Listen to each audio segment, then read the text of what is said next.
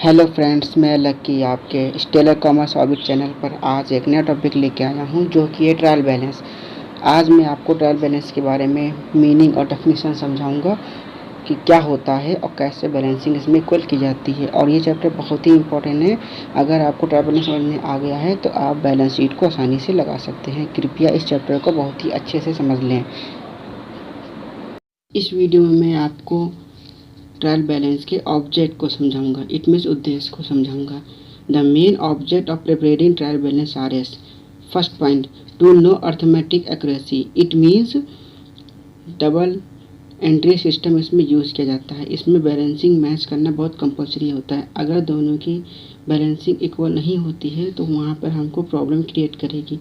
और अगर बैलेंस दोनों का एक दूसरे से मैच हो जाता है तो वहाँ पर पोस्टिंग को आसानी से हम लोग कर सकते हैं, क्योंकि दोनों एंट्री जो होती है वो हमें ये दिखाती है एक तरफ से मनी डेबिट में गया है यानी कि पैसा कितना आ रहा है, सेकंड है क्रेडिट कितना पैसा गया है।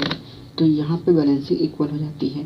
सेकंड पॉइंट आपको दिया गया है for preparation of final account. अगर सारी बैलेंस ऑफ अकाउंट यानी कि सारे अकाउंट के जो बैलेंस होते हैं उनका जो मैचिंग एरर होता है वो प्रॉब्लम ना हो तो हमारे प्रॉफिट लॉस ट्रेडिंग अकाउंट और बैलेंस शीट को बनाने में आसानी हो जाती है।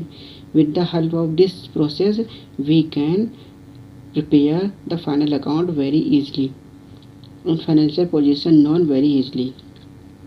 Third point for comparative study of account. Account की स्टडी को हम आसानी से कर सकते हैं कंपेयर के बेस पे।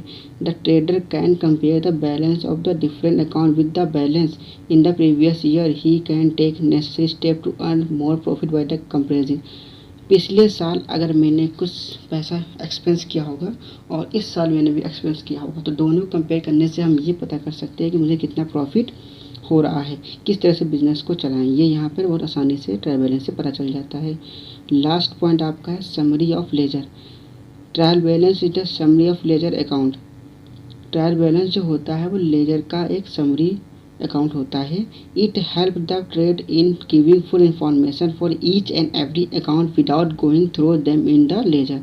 लेजर में जाने से भी अगर आपको एंट्री पता चलती है तो ऐसे ट्रायल बैलेंस में भी आपको सारी इन्फॉर्मेशन आसानी से मिल जाती है, क्योंकि दोनों काम एक ही होता है। लेकिन लेजर में ना जाना चाहते हैं तो आप ट्रायल बैलेंस में आसानी से बैलेंसिंग इक्वल करके पता कर सकते हैं कि मुझे प्रॉफिट हो रहा है या फिर लॉस हो रहा है। ठीक है, इसे ही भी वीडियो को अपनी ख़त्म करता हूँ। ये इस वीडियो में मैं आपको सस्पेंस अकाउंट के बारे में समझाऊंगा।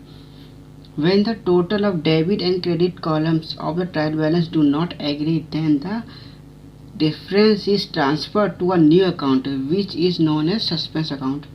जब क्रेडिट एंड डेबिट के कॉलम का टोटल ट्रायल बैलेंस में अगर एग्री नहीं हो रहा है, इट मीन्स मैच नहीं हो रहा है, तब उसका जो डिफरेंस होता है उसको हम ट्रांसफ़र कर देते हैं न्यू अकाउंट में, जिसे हम कहते हैं suspense account.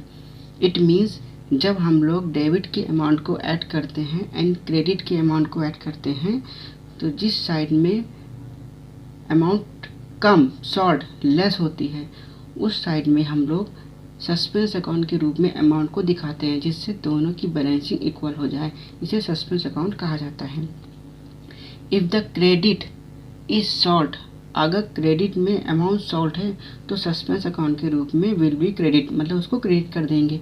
And if the debit is short the suspense account will be debited. अगर डेबिट में अमाउंट शॉर्ट है, कम है, तो हम लोग सस्पेंस अकाउंट को डेबिट में शो ऑफ कर देंगे, जिससे दोनों की बैलेंसिंग इक्वल हो जाए। इनका हम यूज़ ट्रायल बैलेंस में बैलेंस को इक्वल करने के लिए यूज़ करते हैं। कभी भी क्वेश्चन में कहीं पे अमाउंट लेस होती है तो हम वहाँ पे सस्पेंस अकाउंट के रूप में अमाउंट को दिखा देते हैं। Okay, video is finish.